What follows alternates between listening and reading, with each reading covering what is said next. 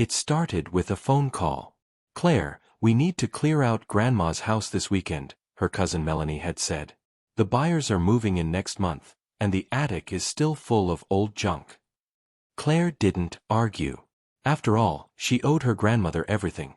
Her childhood summers were filled with warmth, the scent of baked cinnamon rolls, and quiet, knowing glances from a woman who never quite revealed her full story. So that Saturday morning, Claire found herself standing in the sweltering attic of a 1940s farmhouse, cobwebs tangled in the beams, boxes piled high like silent sentinels of forgotten memories. Most of them were labeled in her grandmother's precise cursive. Christmas ornaments 1972. Claire's drawings, age 6. Mom's china. But one box stood out. It was tucked behind an old dresser, unmarked, covered in a fine layer of dust. Its edges were brittle with age, the tape yellowed and curling. Curious, Claire pulled it toward the center of the attic floor, sat cross-legged, and opened the lid. Inside were bundles of letters, tied neatly with faded blue ribbon. The paper was aged but still legible. She picked the top letter at random. October 4th, 1957. My dearest Rose. I dreamt of your voice again last night.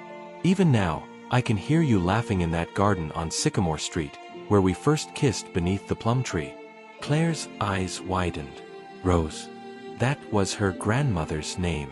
But this wasn't from her grandfather. The letter was signed simply, "With all that I am, E." Her heart pounded as she reached for another letter. January 1960. Rose. I still remember the way you looked when you said goodbye at the train station. I told myself I'd move on. But I never could. You haunt me in every quiet moment. Why didn't you come to Paris? Each letter painted a portrait of an affair that spanned decades, filled with longing, passion, regret. There were references to hidden meetings, coded mentions of her family, and even a letter from 1973, 10 years after her grandmother had married Claire's grandfather. How was this possible? By Sunday evening, Claire had read nearly 50 letters. Each one was a new thread in a tapestry she had never imagined existed. E was eloquent, poetic, and clearly tortured by his love for Rose. And Rose, her grandmother, had replied. Tucked at the bottom of the box was a smaller bundle, her grandmother's replies, kept in carbon copy on onion skin paper.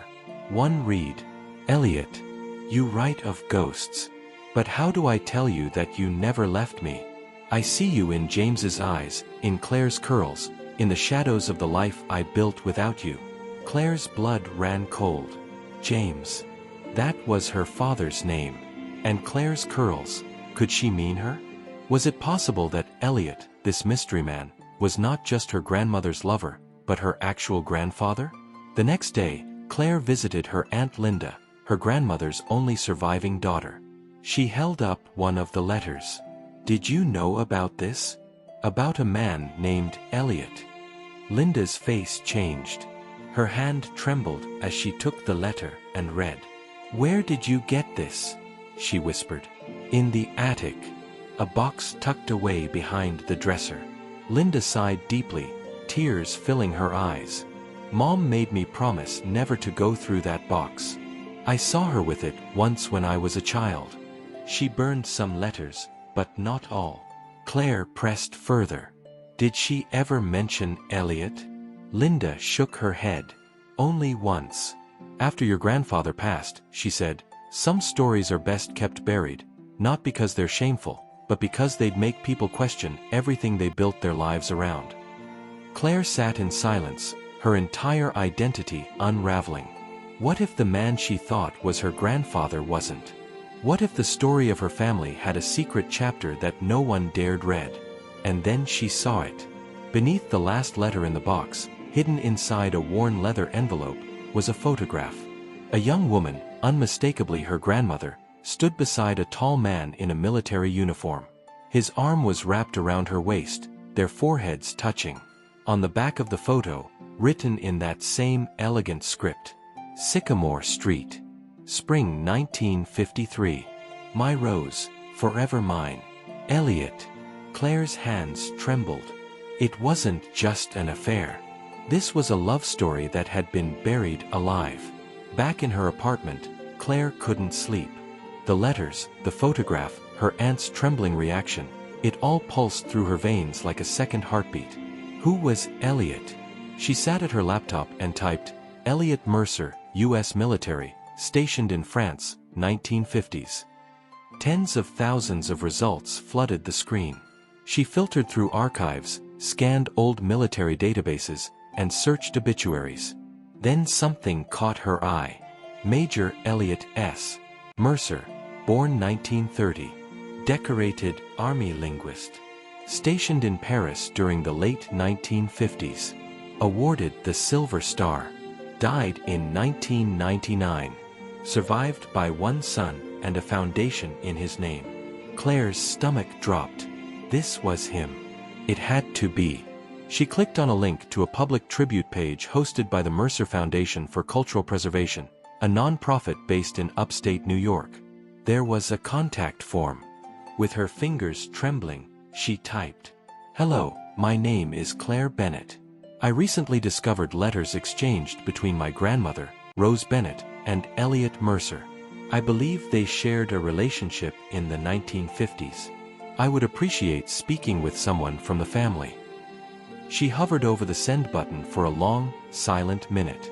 And clicked. The next day, an email pinged back. Dear Claire, thank you for reaching out. I am Elliot Mercer Jr., son of the late Major Elliot Mercer. Your message was unexpected, but deeply moving. I know the name Rose Bennett. My father mentioned her once in his final days. Perhaps it's time we both learn the truth. Would you be open to a call? Claire stared at the screen in disbelief. Her heart thudded in her chest. Elliot had a son, and he knew about her grandmother. They spoke that evening.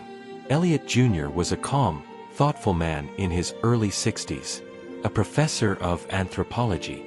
His voice was steady, but when she told him about the letters, she heard it crack. I always sensed there was someone before my mother, he admitted. My father kept a wooden box locked in his study. After he died, I opened it. Letters, photos, and one name I'd never heard before, Rose. Claire felt the world tilt beneath her. Do you think your father could be my biological grandfather? She asked. There was a pause. Then Elliot Jr. said something she wasn't expecting. There's one way to find out. They agreed to take a DNA test. A simple cheek swab kit was mailed to both of them. Claire hadn't told her father yet. She didn't know how to. How do you tell your dad he might not be who he thinks he is? The weeks that followed were unbearable. Every morning, she checked the DNA app like it was a portal to another universe. Her sense of identity began to unravel. She reread the letters. Her grandmother had never explicitly mentioned pregnancy or Claire's father by name. But one passage haunted her. If I had stayed in Paris, I might have given you a son. Instead, I returned home, married William, and carried a piece of you with me forever. It was the phrasing, carried a piece of you with me forever. Could that mean what she thought it meant? 3 weeks later, her results arrived. There, beneath her name, was a 25% match. Elliot Mercer Jr., half-uncle. Claire gasped. It was real. Her father was the son of Elliot Mercer. Her grandfather wasn't the man whose grave they had visited every year. She was Elliot Mercer's granddaughter. The conversation with her father, James, was the hardest thing she'd ever done. They sat at the kitchen table, the old letters between them, the photo laid gently atop them like a window to another time. Her father stared in disbelief as she spoke. Dad, Grandma had another love. Before she married Grandpa. His name was Elliot. And based on DNA results, he was your real father. He didn't speak for a long time. His eyes welled with tears, not of anger, but confusion, betrayal, and grief. She never told me, he whispered. She never even hinted. Claire handed him the letter, the one that spoke of carrying a piece of him. He read it slowly. At the end, he simply said, I always felt different. like I was living someone else's story. Maybe this is why. Elliot Jr. invited Claire and her father to visit upstate New York, to the Mercer Foundation. I think it's time our families met, he said. When they arrived weeks later, Claire was stunned. The foundation was housed in an old colonial building surrounded by gardens, orchids, tulips, and at the center of it all, a plum tree. Claire's breath caught in her throat. It was just like in the letters. The garden on Sycamore Street, where we first kissed beneath the plum tree. Elliot Jr. greeted them warmly. He hugged James tightly. I lost a sister once, he said quietly. Now I've gained a brother. Inside, they were shown a preserved room, Major Mercer's study, kept intact since his death. On the desk was a framed photo of Rose. I always wondered who she was, Elliot Jr. said. Now, they all knew.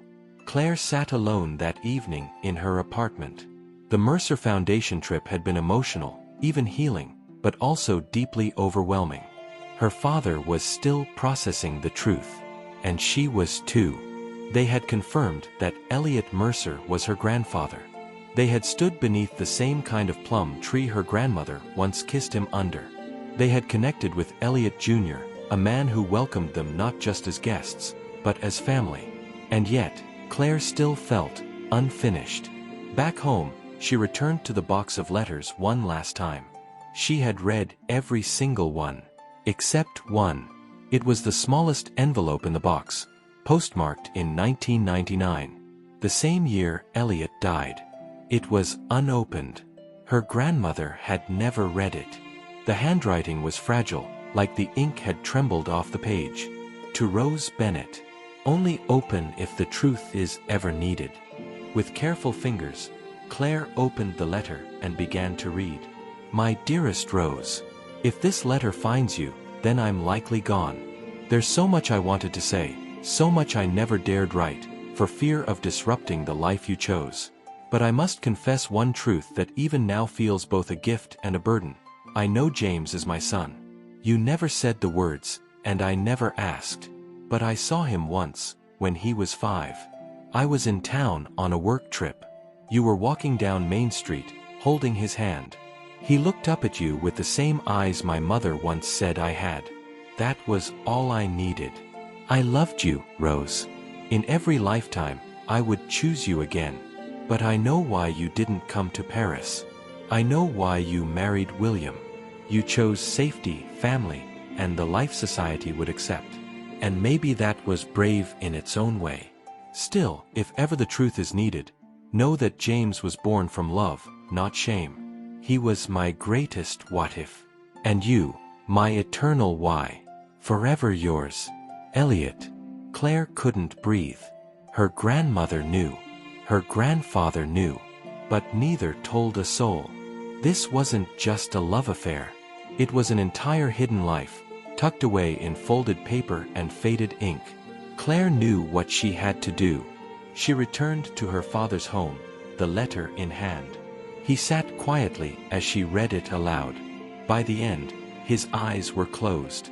He knew, James whispered. All this time, he knew. And then he said something Claire never expected. I think Mom loved me more fiercely because of it. I think she spent her whole life making sure I never questioned who I was, even if she had to carry the truth alone. Claire looked at him. Do you want people to know? He thought for a long moment. Maybe not everyone, but family. Yes, the truth. It matters. A month later, the Bennetts and the Mercers gathered again, this time not in formality, but in family. A garden ceremony was held at the Mercer Foundation. Beneath the plum tree, they planted a new sapling, named Rose. Claire spoke to the small gathering. This tree represents a love that was hidden for decades, but never died. My grandmother Rose and Major Elliot Mercer were separated by time, by duty, by the world they lived in. But their love lived on, through letters, through sacrifice, and through the life they created together. Today, we honor not just the love they shared, but the truth they left behind.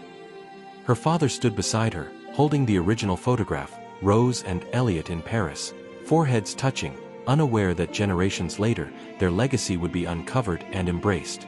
Claire later donated the letters, copies only, to a historical archive on American post-war romance correspondence.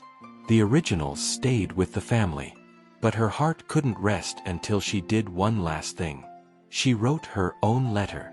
Dear Grandma Rose, I found your box. I found your letters. I found Elliot. And I want you to know, I don't feel betrayed. I feel honored. Honored to carry this legacy of love, even if it came with pain. You taught me that some stories live in the spaces we don't talk about, but they matter just the same. I'm going to share your story, not to expose it, but to set it free. Love always. Claire. She sealed the letter in a new envelope and placed it back in the same old box. A symbol. A continuation. Not an ending, but a beginning. Some love stories are written in ink, others in sacrifice. And some, like Rose and Elliot's, are written in silence, only to be discovered when the world is finally ready to hear them. If you ever feel like your family's story is too ordinary, just remember, sometimes the most extraordinary legacies are the ones we almost never find. This was the unexpected legacy of a lost love. Thank you for taking this journey with me.